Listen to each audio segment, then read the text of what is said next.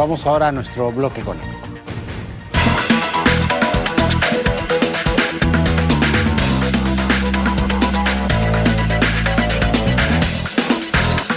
Este tema lo hemos tocado varias veces, pero parece que hay una luz al final del túnel. Todos los precios están subiendo. Tenemos inflaciones históricas que no se veían hace más de 20 o 30 años.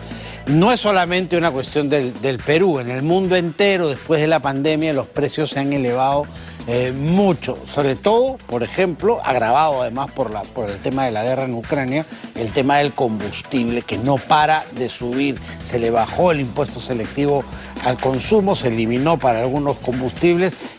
Nada, eso no baja.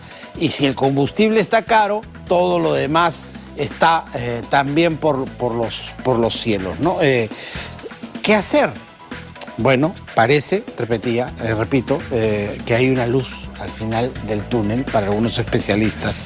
El tema de la inflación podría empezar a bajar a partir de mediados de año, julio, agosto. Así además lo ha refrendado también el Banco Central de Reserva. ¿Esto será así? Eso se lo vamos a preguntar a Marco Vinelli, profesor de SAN, que ya está con nosotros. Marco, ¿qué tal? Muy buenas tardes. Hola Juan Carlos, un gusto saludarte.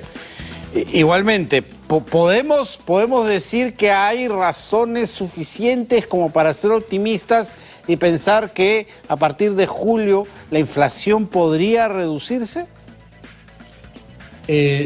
Según las estimaciones del Banco Central del Perú, parece que esa es la tendencia. Sin embargo, desde mi punto de vista, yo creo que todavía no tenemos no compartimos esa misma visión. Como bien lo ha señalado al inicio, el efecto de la pandemia, los combustibles elevados y ahora los costos de producción en los alimentos hacen que tengamos hoy día una inflación récord y que no se veía hace muchos años. Solo en el mes de abril hemos tenido alrededor de 1% de la inflación, Juan Carlos, y que si lo comparamos respecto a abril del año pasado es cerca del 8%. Sin embargo, cuando uno desagrega la inflación y uno toma solamente la inflación sin alimentos y energía, esa inflación sin alimentos y sin energía también está en 3.81, que quiere decir que está fuera del rango meta del Banco Central de Reserva. Entonces, esperar que a partir de julio, agosto, la inflación se reduzca, creo que todavía es muy prematuro. Claro, además esto no ocurre así porque sí, ¿no? Porque no nos parece o porque creemos, ¿no? Tiene que haber alguna razón que nos diga, mira, esto estaba ocurriendo en el mundo, ha dejado de ocurrir y por eso va a bajar la inflación, porque la inflación es mundial, ¿no? Estados Unidos la tiene gravísima, Chile también reportaba inflaciones que no había tenido en 30 años. O sea, el mundo, los precios en el mundo están en alza y siguen subiendo, ¿no? Sí, es correcto. La inflación en el mundo está al alza, lo has mencionado al inicio también, el precio del petróleo subió y eso también ocasionó también inflación. La pandemia, los cierres de puertos, ha hecho que los costos de transporte marítimo y el comercio mundial también suban de precio. Pero ya cuando trasladamos eso al Perú, uno dice la inflación viene de afuera, es correcto. La inflación viene de que tenemos precios marítimos muy elevados, por lo tanto, todo lo que importamos cuesta más caro. El combustible que importamos también cuesta más caro. Los fertilizantes que traemos de diferentes partes del mundo también cuestan más caro. Pero eso en el Perú, cuando ya ingresa y se convierte pues en inflación en el país, ya no es una inflación por dinero, ya no es una inflación que los economistas llaman por demanda, porque la gente está comprando, sino eso se convierte en una inflación por el lado de la oferta, por el lado de la producción, porque los insumos que estamos trayendo para poder producir los bienes y servicios en el país están más caros. Eso quiere decir que los precios no van a bajar en el corto plazo, sino que se van a mantener, porque las empresas, para que puedan generar utilidades mínimas, tienen que subir su precio de tal manera que cubran esos costos de producción. Entonces, el Perú sí tiene una inflación, pero lo que denominamos una inflación por el lado de oferta, que es más difícil de controlarla, es más difícil de poder bajarla. Entonces, en el mediano plazo, yo creo que vamos a tener inflación hasta el año 2023, y si a finales de 2023 recién vamos a estar regresando al rango meta que tenemos en el país, pero no sé si de repente nos vayamos inclusive para el 2024. En ese sentido, el gobierno plantea ciertas medidas. Sin embargo, no tenemos claro qué es lo que pueden hacer, porque recuerda que redujeron el tema del IGB, del ICC en el combustible, pero hoy día el combustible sigue estando más de 20 soles. El galón en algunos... claro, además porque sigue subiendo, pues, ¿no? O sea, cualquier Sí. compensación es muy momentánea, porque si el precio sigue subiendo, es poco lo que vas a tener como rebaja, ¿no? Es correcto, también le quitaron al pollo, al huevo. Entonces, esas medidas que suelen ser muy populistas, al final no tienen impacto en el consumidor o en el ciudadano. Lo que sí te comento que se puede hacer es de repente focalizar. Recordemos que la inflación es un proceso que afecta a los que menos dinero tienen, a los más pobres.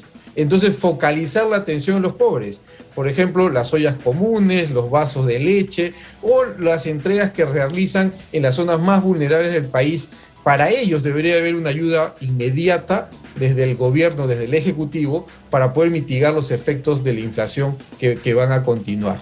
Y después, sobre el tema del choque de oferta, de precios de que viene de afuera, lo único digamos, que podemos esperar es que la economía en el mundo, el comercio en el mundo, se vaya, digamos, regularizando, los puertos se vayan abriendo, el COVID vaya pasando, de tal manera que los precios vayan bajando paulatinamente a lo que fueron hace 2 o 3 años hacia atrás.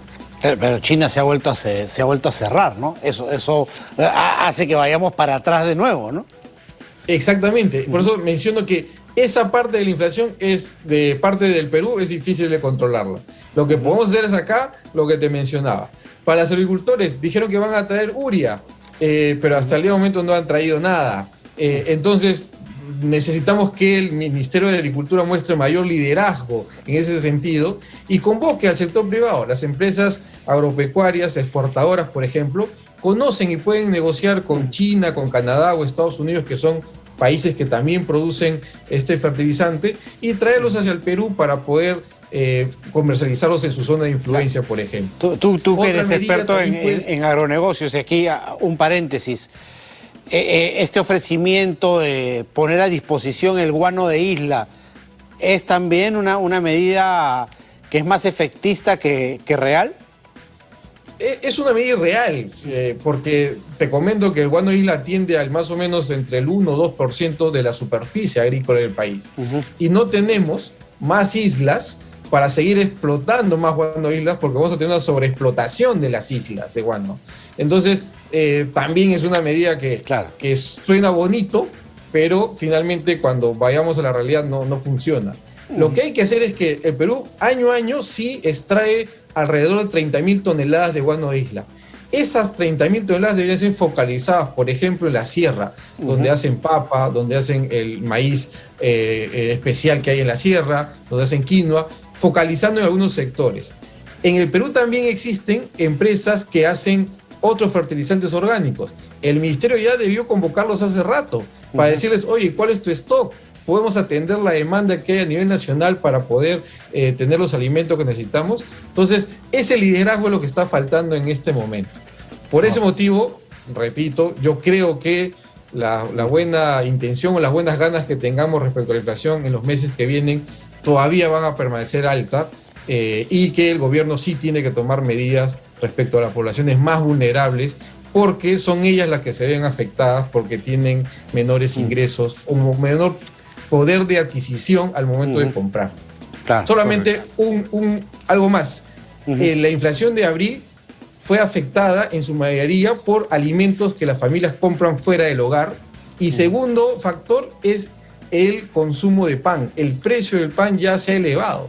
Y esta semana la India ha anunciado que no va a permitir las exportaciones de trigo desde la India. Por lo tanto, el precio de trigo también volvió a subir. Eso quiere decir que vamos a tener un pan más caro en las próximas semanas también en el país. Bueno, servirá para adelgazar, para entrar en dieta, el tema del pan. Muchísimas gracias, Marco, como siempre, por atendernos. Gracias a ti, Juan Carlos. Marco Vinelli, profesor de SAN, ha estado con nosotros. Cerramos así nuestro bloque económico.